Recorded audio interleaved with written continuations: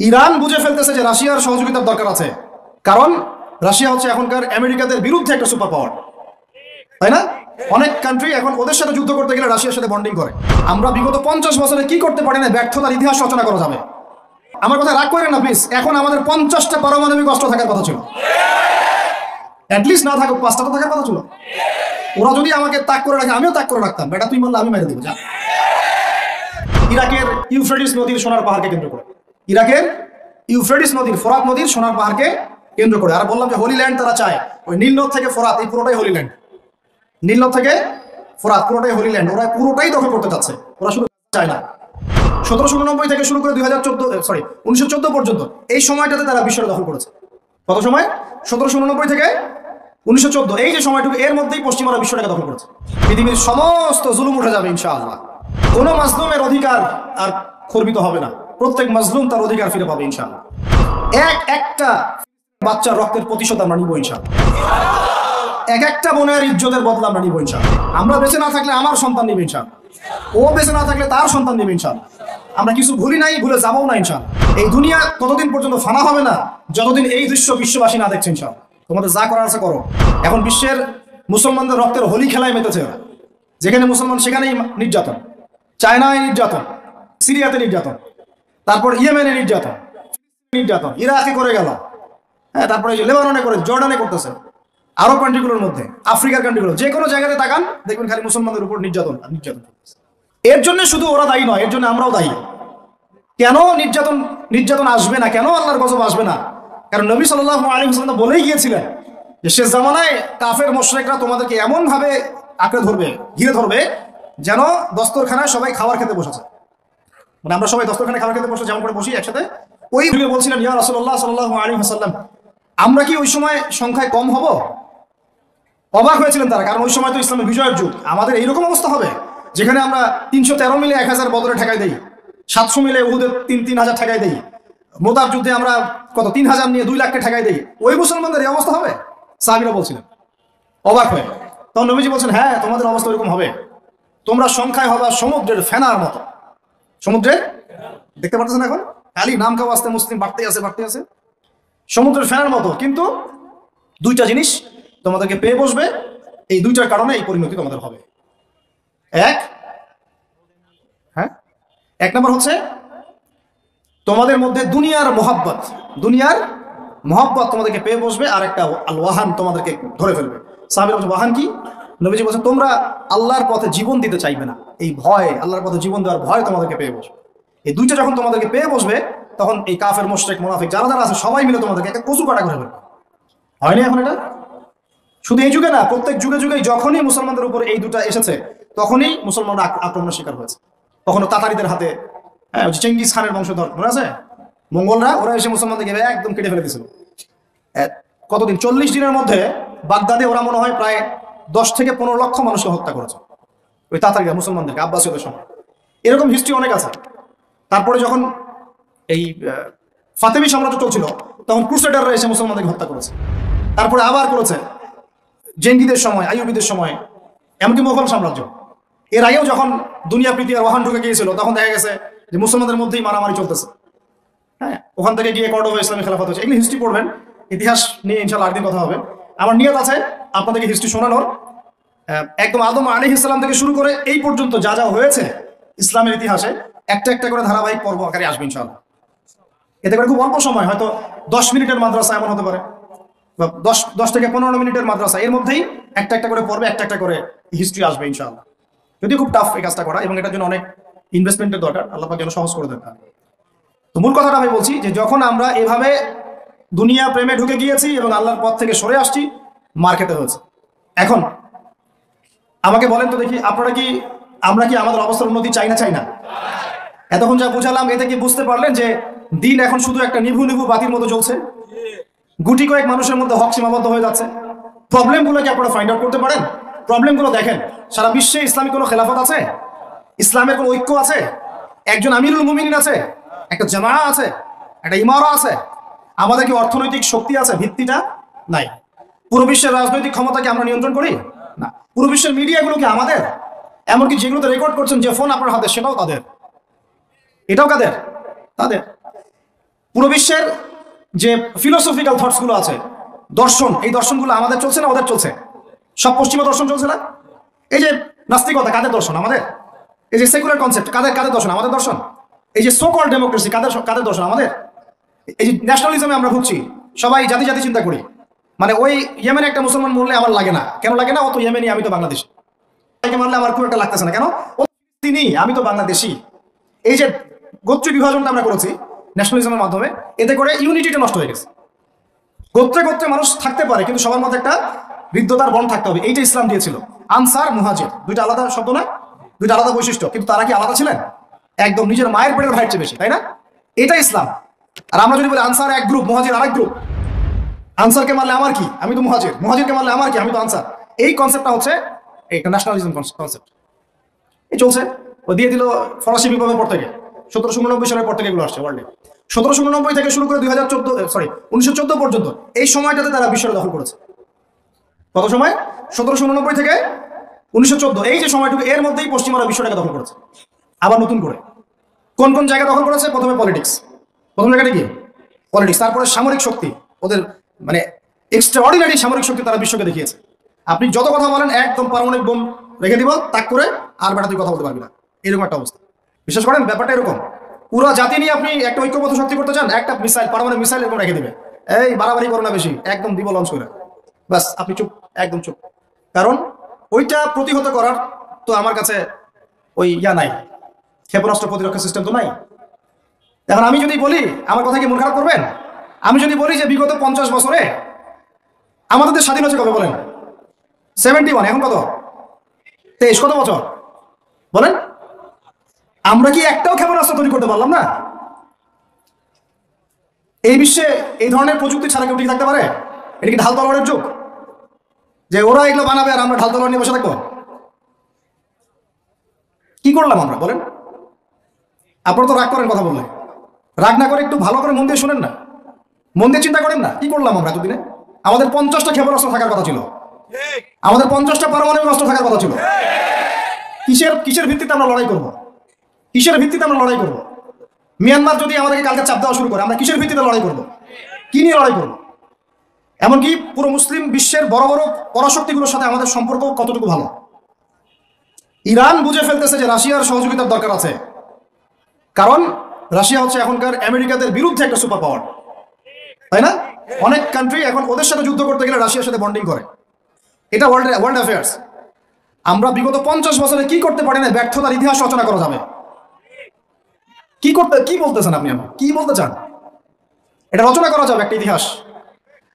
পদে পদে দুর্নীতি করেছে, পদে পদে টাকা আত্মসাৎ হয়েছে, পদে পদে হক নষ্ট করা হয়েছে।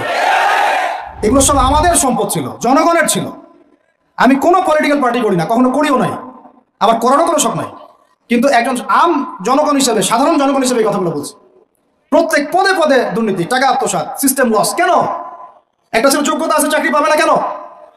ওই ছেলের যোগ্যতা আছে, কেন চাকরি পাবে না? আপনি আল্লাহর কাছে কি জবাব দিবেন? আপনারা বলেন, আপনারা আল্লাহর কাছে কি জবাব দিবেন? ওর যোগ্যতা আছে, কেন সে পেল না? কেন একটা গভর্নমেন্ট প্রতিষ্ঠানের মধ্যে পদে পদে আমাকে ফাইল ট্রান্সফার করতে হবে, সবাইকে টাকা খাওয়াতে হবে? কেন? আমার তো যোগ্যতা আছে, আমি তো হকের উপর আছি। বিসিএস তো কোচিং আমিও করেছি, আমি তো ক্যাডার হতে পারতাম, আমি কেন হতে পারলাম না? কেন চান্স দিলেন না? কেন বড় বড় পরীক্ষার প্রশ্ন ফাঁস হয়ে যাবে?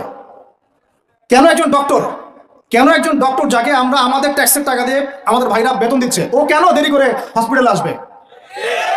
কেন আসবে? কে ব্যবস্থা নিবে এগুলোর এগেইনস্টে? আমরা ব্যবস্থা নিতে পারবো? আপনাকেই তো নিতে হবে। ওমর ইবনুল খাত্তাবের মতো শাসক কে হবে? আপনাকে হতে হবে, আমরা তো হব না। আর আমাদের সেই যোগ্যতাও নাই, ইচ্ছাও নাই। আমরা দায়িত্ব নিতে চাই না, দায়িত্ব ছেড়ে দিতে চাই। ইসলাম কি বলে? দায়িত্ব নিতে বলে না ইসলাম বলে যে যোগ্যকে দায়িত্ব দিয়ে দাও। কোন সাহাবী দায়িত্ব নিজেকে চেয়ে নেন নাই কখনো, বলেছেন আমাকে দেওয়ার দরকার নেই, তাকে দিয়ে দাও। আবু বকর সিদ্দিকের পর ওমর ইবনুল খাত্তাব পর্যন্ত বলছেন আমাকে দিয়েন না, প্রয়োজন আলীকে দেন, উসমানকে দেন। উমরের মতো মানুষ এই কথা বলছিলেন। আর আমরা এখন কি করি ভাই? আমার চরিত্র সবচেয়ে ভালো, আমারে দেন, আমারে। খালি কিয়ামতটা হয়ে যাক, আল্লাহ পাক দাঁড় করাবেন সবগুলোকে সিরিয়ালে, দেখা যাবে কে কি জবাব দিতে পারে, দায়িত্ব কতটুকু বুঝাই দিতে পারে, এটা দেখা যাবে। কেন এটা হবে? আমার কথা রাগ করেন না প্লিজ। এখন আমাদের 50টা পারমাণবিক অস্ত্র থাকার কথা ছিল, অ্যাটলিস্ট না থাকুক 5টা তো থাকার কথা ছিল। ওরা যদি আমাকে তাক করে রাখে আমিও তাক করে রাখতাম, বেটা তুই মারলে আমি মেরে দিব যা। উত্তর কোরিয়ার মতো একটা কান্ট্রি, আমার সাবজেক্টে এগুলা, আমরা ইউনিভার্সিটিতে এগুলোই পড়েছি। ও একটা কান্ট্রি, কতটুকু কান্ট্রি জানেন? উত্তর কোরিয়া দক্ষিণ কোরিয়া একসময় মারামারি করতো, এই মারামারি লাগিয়ে দিয়েছিল পশ্চিমারা। পরে উত্তর কোরিয়ার প্রেসিডেন্ট ওই বলা থেকে বের হয়ে যায়, বলা থেকে বের হয়ে চায়নার সাথে বন্ডিং শুরু করে, রাশিয়ার সাথে বন্ডিং শুরু করে ওদের সাপোর্টে সে আস্তে আস্তে আস্তে নিউক্লিয়ার ডিভাইসগুলো তৈরি করা শুরু করেছে। করার পরে এখন এই মাত্র বেশি না, 20 থেকে 25 বছর, 20 থেকে 25 বছরে ওরা এমন একটা জায়গায় চলে গেছে, খাইতে পারুক না পারুক পারমাণবিক বোমা একদম তাক করে রেখে দেয়। পশ্চিমারা ওখানে নাক গলাতে পারে না, ও নাক গলাতে পারে আমার কাছে এসে আমাকে বলে স্যাংশন দিবে, আমাকে বলে তোমাকে ভিসা নীতি বাতিল করে দিব, আমাকে বলতে পারে, ওকে বলতে পারবে না তো, কারণ ওর কাছে ওইরকম অস্ত্র আছে, দিবে একটা মাইরা যা বেড়া আসে। ওর পার্ল হারবার আছে সামনে জাপানের ওখানে। কারণ এটা এমন একটা বিষয় যে একটা যদি সে মারে আর এও তো একটা মারতে পারবে, একটা বোমা পড়লে পুরো জাতি একদম মুহূর্তের মধ্যে ছাই হয়ে যাবে, ছাই হয়ে যাবে, ছাই। এই জন্য এটা যুদ্ধ এত সহজে কেউ জেতে যাবে না। এটা হচ্ছে একটা মনস্তাত্ত্বিক শক্তি যে আমার কাছে আছে, তুই মারলে কিন্তু আমি মারতে পারি, এই মনস্তাত্ত্বিক শক্তিটাই দরকার ছিল, এখন নাই। আর ভাই এগুলো আমাদেরও তো অনেক দোষ, সব কিছু তো আমরা মানুষের উপর চাপাই দিয়ে বসে থাকি। আমরা যখন অ্যানালাইসিস করতে বসি সবাই মনে হয় যে বিজ্ঞ পণ্ডিত, কিন্তু আপনি তো দায়িত্ব নিয়ে সামনে আসছেন না, আপনি তো পড়াশোনা করে উপরে আসছেন না, আপনি তো জ্ঞান অর্জন করে মানুষকে বোঝানোর চেষ্টা করছেন না। আমরা তো আমাদের দায়িত্ব পালন করছি না, করছি কি? আল্লাহ পাক আমাদের সবাইকে বিচক্ষণ হওয়ার তৌফিক দান করেন। কয়টা সায়েন্টিস্ট তৈরি হয়েছে আমাদের, বলেন কয়টা সায়েন্টিস্ট তৈরি হয়েছে আমাদের জাতির মধ্যে? নাস্তিক তো ভুরি ভুরি তৈরি হচ্ছে। কয়টা সায়েন্টিস্ট তৈরি হয়েছে আমাদের ইউনিভার্সিটিগুলোর মধ্যে? কয়জন অর্থনীতিবিদ তৈরি হয়েছে ইউনিভার্সিটিগুলোর মধ্যে? আমি তো পড়েছি ইউনিভার্সিটি, ছেলে মেয়ে একসাথে বসে গাল গল্প করে, চীনা বাদাম খায়, কোনো সময় স্যার আর ছাত্রীর প্রেম হয়ে যায়। আমি বলছি না কিছুই হয় না, পড়াশোনা তো হয়, সিস্টেম তো অনেক সুন্দর, টাকা পয়সাও সরকারি অনেক খাচ্ছেন আপনারা, কিন্তু এখন কথা হচ্ছে গভর্নমেন্টের যে এত টাকা পয়সা খাচ্ছেন, রেজাল্টটা কি দিচ্ছেন? কি জাতীয় উপহার দিচ্ছেন আপনারা? কোন প্রজন্ম উপহার দিচ্ছেন? এগুলো কি গভর্নমেন্ট টাকা আপনারা কি মনে করেন? এই ট্যাক্সের টাকাকে কি মনে করেন? এগুলো মানুষের আমানত, রক্ত ঘাম করা পয়সা। আপনাকে বেতন দেওয়া হচ্ছে, আপনাকে ফ্ল্যাট দেওয়া হচ্ছে, আপনাকে গাড়ি দেওয়া হচ্ছে, ওগুলোর দিকে তো চোখ দেন না। আমরা একটু এক্স করলা গাড়িতে চললেই একদম নজরদারির মধ্যে চলে আসি, গাড়ি কোথেকে আসলো? আমার গাড়ির দাম তো 6 লাখ টাকা না 7 লাখ টাকা, আপনার গাড়ির দাম তো 50 লাখ টাকা। আর এগুলো আমাদেরকে মানুষ ভালোবেসে হাতিয়ে দিয়েছে। আপনাকে ভালোবেসে না দিলে আমি কি করতে পারি? আমার কিছু করার আছে? মূল জায়গাগুলো তো আমরা দেখি না। সব সমস্যা ইসলামকে নিয়ে চুলকানি নাকি? খালি ইসলামকে নিয়ে চুলকানি হয়? মূল জায়গায় আসেন। আমি বলেছি, চ্যালেঞ্জ করেছি, একটা মাঠের মধ্যে আপনি সমস্ত সেকুলার মহলের টিচারদেরকে একত্রিত করেন, আপনি উদ্যোগ নিয়ে করেন দেখি, করে সবার কোরআন তেলাওয়াত টেস্ট করেন। আমি চ্যালেঞ্জ করতেছি 10% কোরআন তেলাওয়াত ঠিক থাকবে না। তাদের হাতে আপনি একটা জাতি করতেছেন, তাহলে শিক্ষা তো এই অবস্থা হবেই। ব্যাংলা তো আপনাকে শিখাবে, আর কি শিখাবে? ইসলাম এবং জেনারেল শিক্ষা, ইসলামী শিক্ষা, এইটাকে সমন্বয় করাটা এখন সময়ের দাবি হয়ে গেছে। এই দুটাকে সমন্বয় না করতে পারলে আল্লাহর কসম এই জাতিকে বাঁচাতে পারবেন না আপনি। এখন টিকটক দেখতেছেন, সামনে কোন টক আসবে আল্লাহ ভালো জানে, আল্লাহ ভালো জানে। এখানে আপনার ঘরেও তো দেখবেন যে একটা অপদার্থ পয়দা হয়ে গেল। কত এরকম ছেলে তার বাবা মাকে বৃদ্ধাশ্রমে পাঠিয়ে দিল, সন্তানের হাতে মা খুন হলো। এই তো কয়দিন আগে এক পুলিশ অফিসার খুন হয়েছিল এক সন্তানের হাতে, মনে নাই আপনাদের এগুলো? তাহলে আমরাই তো আমাদের ঘরে সাপ তৈরি করতেছি। ভাববেন না যে এগুলোর ফলে শুধু সমাজে একটা প্রভাব বিস্তার হবে, আমার ঘরে কিছু হবে না, কখনো না। আমিও এফেক্টেড হবো, আমার ঘরেও আসবে। এখন আল্লাহ রাব্বুল আলামিনের কাছে খালি দোয়া করতে পারি আমরা, আল্লাহ পাক যেন আমাদেরকে এমন যোগ্য ব্যক্তি উপহার দেন আল্লাহর পক্ষ থেকে। যে হোক সে X Y Z, whoever he is, আমরা কোনো দলের মানুষ না, কোনো পলিটিক্যাল পারসন না। এক্স ওয়াই জেড যে হোক না কেন, আমরা যে সৎ যোগ্য ইমানদার মানুষ, সৎ যোগ্য ইমানদার মানুষ যারা তাদের এই ক্ষমতাটাকে, এই প্রতিভাটাকে দিনের জন্য কাজে লাগাবে ইনশাআল্লাহ। এরকম মানুষ চান না আপনারা? এটা দোয়া করতে হয়, আল্লাহ যেন কবুল করেন, আমিন। আর আমাদেরকেও হতে হবে আনুগত্যশীল, এবং আমরা শান্তিপূর্ণ কোনো পরিবেশের মধ্যে বিদ্রোহ করতে যাব না। কারণ এগুলো করলে রাষ্ট্রের আরো ক্ষতি হয়, উপকারের চেয়ে কি হয়, ক্ষতি বেশি হয়। আমরা দোয়া করবো, চেষ্টা চালাবো, আল্লাহ রাব্বুল আলামিনের কাছে মুজাহাদা চালিয়ে যাব, এবং আমরা গঠনমূলক সমালোচনার মধ্য দিয়ে আমরা তাদের কাজের পজিটিভ নেগেটিভ বিষয়গুলো উপস্থাপন করতে পারি। এরপর যদি তারা দাওয়াত কবুল না করে, তাদের কবর তাদের, আপনার আমার কবর আমাদের, লাকুম দীনুকুম ওয়ালিয়া দিন। ব্যাস, এটা আমাদের দায়িত্ব। এখন আমার কথাটা আমি গুছিয়ে নিব, কনক্লুশনের দিকে একটু আমার দিকে মনোযোগ দেন। আর শেষে গিয়ে আমি আপনাদেরকে 5টা প্রশ্ন করবো। কয়টা ভাই? সেরা 5 জন, যে 5 জন অ্যান্সার দিতে পারবেন তাদের জন্য আমি হাদিয়া নিয়ে আসছি। 5টা বই আমি আমার পক্ষ থেকে উপহার দেবো ইনশাআল্লাহ। ঠিক আছে? এই যে লেকচারটা দিয়েছি এর উপরেই 5টা প্রশ্ন হবে ইনশাআল্লাহ। দেখবো কে কতটুকু লেকচার শুনেছে। কনক্লুশনটা এখন শোনেন। পুরো বিশ্বের প্রেক্ষাপটটা এখন আমাদের অনুকূলে না। আমার সাথে বলেন তো, কি বললাম? পুরো বিশ্বের প্রেক্ষাপটটা আমাদের অনুকূলে না। বিশ্বের বড় বড় সেক্টরগুলো মনে রাখবেন, বড় বড় সেক্টরগুলো হচ্ছে 1 রাজনীতি, 2 ভূ রাজনীতি, 3 অর্থনীতি, 4 সংস্কৃতি, 5 শিক্ষা এবং 6 প্রযুক্তি। কয়টা বললাম? এই প্রতিটা বিষয়ে এখন আমরা নিয়ন্ত্রণ করি না, এটাই বাস্তব, এটাই সত্য। কারা নিয়ন্ত্রণ করে? ইসলামের দুশমনরা করে, ইসলামের দুশমনরা করে। এবং দুশমন বলতে মনে করবেন না যে হিন্দু ভাই ইসলামের দুশমন, না, সবাই ইসলামের দুশমন না, তাদের মধ্যে অনেক ভালো মানুষ আছে, কিছু ভালো মানুষ আছে। একজন সকালবেলা এসে উহুদের যুদ্ধ করেছিল, একটা সেজদাও দেয় নাই, বেচারা শহীদ হয়ে জান্নাতে চলে গেছে। আব্দুল্লাহ বিন সালামের মতো বড় আলেম ছিলেন, বাদশা নাজাশির মতো মানুষ ছিলেন, মুসলমানদেরকে আশ্রয় দিয়েছিলেন। তাহলে কারা সমস্যা? কারা?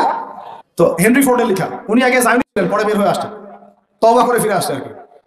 তো এরা হচ্ছে এই বিষয়গুলো নিয়ন্ত্রণ করে, প্রতিটা বিষয়, প্রত্যেকটা বিষয়, ব্যাংকিং সিস্টেম থেকে শুরু করে পলিটিক্যাল অ্যাফেয়ার্স, এভরিথিং।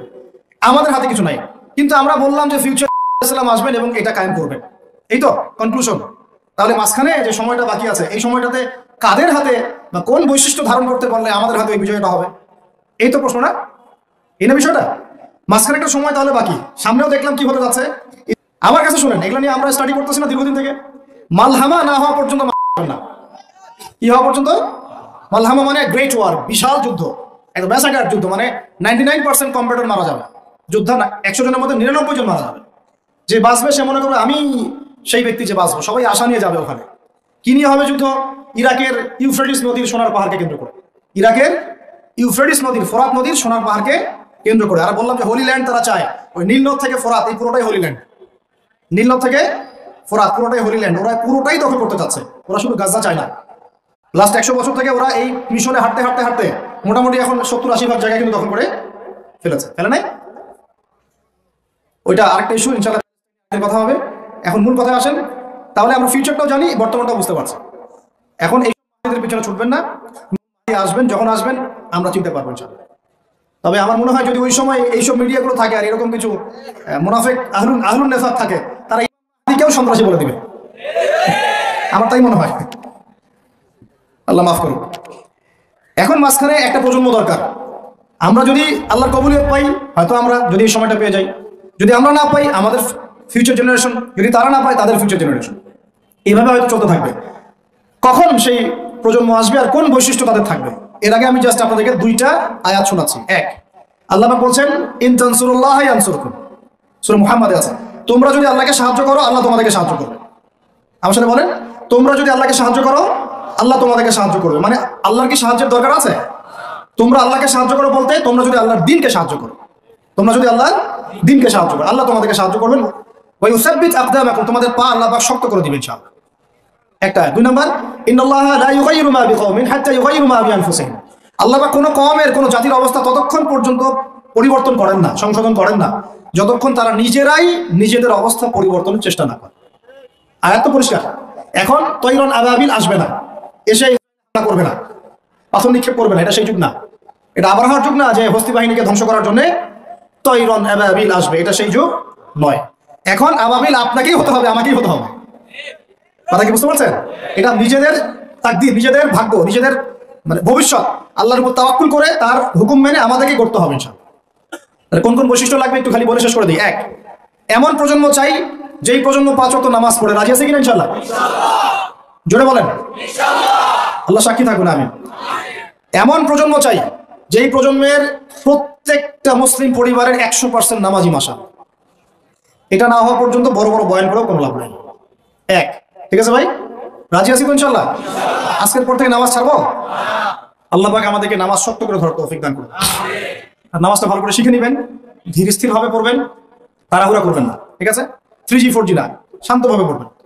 2, আমরা এমন প্রজন্ম চাই যেই প্রজন্মের 100% মুসলমান কোরআন তেলাওয়াত করতে পারে।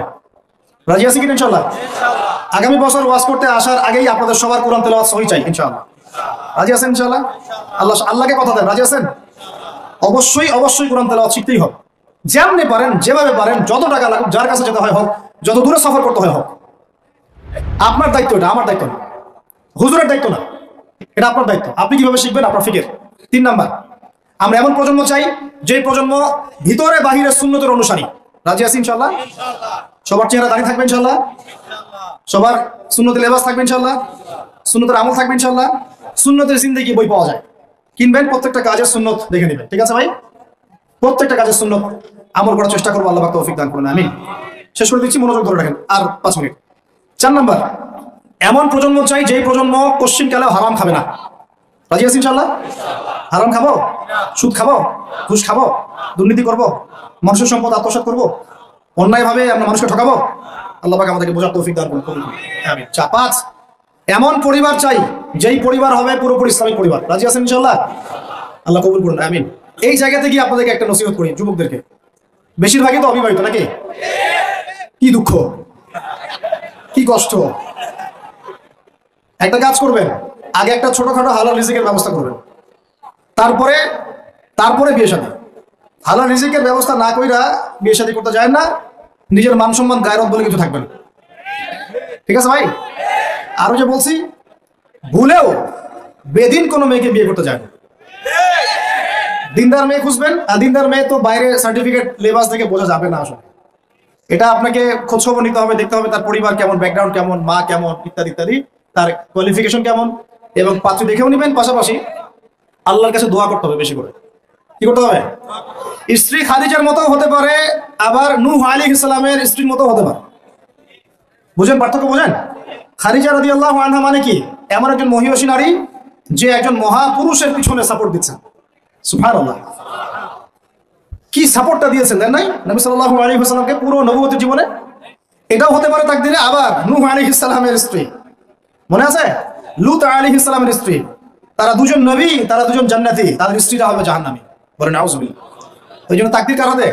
বাস আল্লাহর কাছেই বারবার ইস্তেখারা করে করে করে চেয়ে নিতে হবে, আল্লাহ আমাকে এমন একজন নেককার স্ত্রী দান করুন যিনি আমাকে আপনার পথে চলতে সাপোর্টিং হ্যান্ড হবে, আমাকে পিছন থেকে বুস্ট আপ করবে ইনশাআল্লাহ। আচ্ছা, ইনশাআল্লাহ ফ্যামিলি নিয়ে বিয়ে শাদী নিয়ে আরেকদিন ওয়াজ হবে ইনশাআল্লাহ। 5, কয়টা বলছি ভাই? 5টা না 6টা? 5টা। 6 নাম্বার, যে বাচ্চা কাচ্চা আছে আমাদের, ভাই বোন, ছোট ছোট ছোট বাচ্চা কাচ্চা যেগুলো, এক একজনকে এক একজন মর্দে মুজাহিদ হিসেবে তৈরি করবে। বুঝি আছেন ইনশাআল্লাহ? তাহলে ওদেরকে আমরা পড়াশোনা করাবো কি? কি পড়াশোনা করবো? হ্যাঁ, কি পড়াবেন? হামটি টামটি নাকি Jack and Jill went up the hill, twinkle twinkle, কি পড়াবেন? কচি মাথাটাকে তো সবাই নষ্ট করে ফেলতেছেন। বাচ্চা কাচ্চাদেরকে ইসলামিক মূল্যবোধ দিয়ে বড় করেন। প্লিজ ভাই বসেন একটু, এগুলো করেন না, শেষ করতে দেন, পরিবেশটা বজায় রাখেন। আর 4টা পয়েন্ট, 6টা বলছি না? 7 নাম্বার হচ্ছে, আল্লাহ পাক আমাদেরকে প্রতিভা দিয়েছেন না সবাইকে? কেউ লিখতে পারে, কেউ বলতে পারে, কেউ ব্যবসা ভালো বোঝে, কেউ ইন্টারনেট সেকশন ভালো বোঝে, এরকম আছে না? আল্লাহ পাক আপনাকে যা দিয়েছেন ওইটাকেই দিনের জন্য কাজে লাগাবেন। রাজি আছেন? 8 নাম্বার, আমাদের প্রত্যেক পরিবারের মা বোনদেরকে খাস পর্দা রাখতে হবে। নাস্তিকরা কি বলে বলুক, সেগুলোটা কি বলে বলুক, ইউনিভার্সিটি টিচার কি বলে বলুক, নেকাব খুলতে বাধ্য করে কি করে করুক, আপনি আপনার পরিবারকে পর্দা রাখবেন। যদি ওদিকে দেখেন যে কোনোভাবেই কাজ হচ্ছে না, ওই জগৎ ছেড়ে দিয়ে বাসায় চলে আসে, দরকার নেই, দরকার নেই পড়াশোনা। আমি আমার মেয়েকে মাদ্রাসায় পড়াবো, দরকার নেই আমার এই পড়াশোনা। ঠিক আছে? প্রয়োজনে নিজে প্রতিষ্ঠান করে আপনার সন্তানকে পড়াবেন। আপনার সামর্থ্য আছে, নিজে প্রতিষ্ঠান করেন, করে সন্তানকে পড়াশোনা করেন ইনশাআল্লাহ। আগে কি প্রতিষ্ঠান ছিল নাকি? যে যুগটা সোনালী যুগ, ওই যুগে কোনো শিক্ষা প্রতিষ্ঠানই ছিল না। মানুষ ওস্তাদের কাছে ম্যান টু ম্যান পড়তো। একজনের কাছে কোরআন, একজনের কাছে হাদিস, একজনের কাছে উসুল, একজনের কাছে আরবি, এভাবে পড়তো মানুষ। ওরা মানুষ হয় না? তো এখন পরিবেশ গড়ে তোলার ফিকির করবো, যদি না পারি আমার সন্তানকে আমি ইসলামিক লাইনে পড়াবো ইনশাআল্লাহ। সামর্থ্য থাকলে নতুন নতুন প্রতিষ্ঠান গড়ে তুলবো ইনশাআল্লাহ। আল্লাহ পাক তৌফিক দান করুন। কয়টা বললাম? 8টা না 9টা? 8টা। 9 নাম্বার হচ্ছে, আমরা সবাই মিলে সৎ কাজে আদেশ করবো, অসৎ কাজে নিষেধ করবো। একজনের দায়িত্ব না। আচ্ছা, এই উম্মতের দায়িত্ব আমার উপরে? এই উম্মতের দায়িত্ব আব্দুল মালিক সাহেবের উপরে? এই উম্মতের দায়িত্ব কি আল্লামা তাওফিক ইসমাইল সাহেবের উপরে? কার উপর দায়িত্ব বলেন তো? সবার দায়িত্ব আছে না? সবাই মিলে এই যে আমর বিল মারুফ এবং নাহি আনিল মুনকারের কাজ করবো ইনশাআল্লাহ। আল্লাহর রাস্তায় সময় দিবেন, দাওয়াতের মেহনত করবেন, তাবলীগের মেহনত করবেন ইনশাআল্লাহ। আল্লাহ কবুল করুন, আমিন। আর 10 নম্বর হচ্ছে, আমরা উম্মতের মধ্যে কোনো বিভক্তি সৃষ্টি করবো না। উম্মতের মধ্যে কোনো বিভক্তি সৃষ্টি করবো না। এমনিতেই 73 দলে নয়, 73,000 দলে আমরা বিভক্ত হয়ে গেছি। আর ভাই আল্লাহর রাস্তায় বাড়াইতে যায় না, ইস্যু পাগল হবেন না, মূল জায়গায় থাকবেন, উলামায়ে কেরামের সোহবতে থাকবেন, উলামায়ে কেরামের সাথে সম্পর্ক থাকবে, কমপক্ষে একজন ওস্তাদ আলেম শাইখকে ধরে থাকবেন, অন্তত একজন। আর যদি অনেক থাকে তাহলে আলহামদুলিল্লাহ। উম্মার মধ্যে বিভক্তি সৃষ্টি করবেন না, ফাটল বাড়াবেন না, ঐক্যবদ্ধ করতে পারেন না পারেন, বিভক্তি উস্কে দিবেন না, বরং যার যার মধ্যে ভালো যতটুকু আছে নিয়ে নিবেন, খারাপটা আপনি ছেড়ে দিবেন। সবাই সব কাজ করবে না। আপনার আমার বড় বড় লেভেলের সমালোচনা করার যোগ্যতা হয়নি, আপনি চুপ থাকবেন। তারা তাদের মধ্যে কি করছে না করছে এটা আপনার দেখতে হবে না, সবাইকেই স্ট্যাটাস দিতে হবে না, সবাইকেই লিখতে হবে না, সবাইকেই বলতে হবে না। যারা বিজ্ঞ বরেণ্য এই বিষয়ে যাদের জ্ঞান আছে তারা বুঝবে উম্মার জন্য কিভাবে আগাতে হবে। আল্লাহ পাক আমাদের সবাইকে এইরকম জামা করে দিন, এরকম ইমারা দান করেন, আমিরুল মুমিনিন দান করেন। আল্লাহ পাক আমাদের সবার মধ্যে যে ভুল বোঝাবুঝি এগুলো দূর করে দেন। আমরা দোয়া করবো আল্লাহ পাক আমাদের প্রত্যেক রাজনৈতিক নেতা, প্রশাসনের ব্যক্তিবর্গ, অর্থনৈতিক নেতা, সাধারণ মানুষ, নারী, শিশু, আবাল বৃদ্ধ যারা আছে সবাইকে আল্লাহ পাক হেদায়েত দান করেন, সবাইকে আল্লাহ কবুল করেন, সবাইকে আল্লাহ পাক ইসলাম বোঝার তৌফিক দান করেন, সবাই মিলে একটা ঐক্যবদ্ধ শক্তিশালী জাতি গঠনের তৌফিক দান করেন, যার 50টা মিসাইল থাকবে ইনশাআল্লাহ। ঠিক আছে, তারপরে দেখবো ইনশাআল্লাহ খেলা হবে, তারপরে কি হবে? আসল আসল ওইটাই হচ্ছে আসল। তারপরে আল্লাহ পাক যেন আমাদের সবার মধ্যে দ্বীনি ইলম অর্জনের তামান্না দান করেন, সবাইকে আল্লাহ পাক কোরআন শেখার তৌফিক দান করেন, হাদিসের উপর আমল করার তৌফিক দান করেন, সুন্নতি জীবন করার তৌফিক দান করেন। সবাইকে আল্লাহ পাক যেন নেককার স্ত্রী দান করেন, যাদের সামর্থ্য আল্লাহ পাক 2টা 3টা দান করেন, আরো দান করেন। আল্লাহ রিজিক যথেষ্ট করে দেন, আমাদের সন্তানদেরকে মানুষ করার তৌফিক দান করেন, এবং সর্বোপরি আমাদের জানমাল সময় শ্রমকে কাজে লাগায় আল্লাহর জমিনে আবার বিজয় করার তৌফিক আমাদেরকে দান করেন, দিন কায়েমের তৌফিক আল্লাহ পাক দান করেন। আমিন।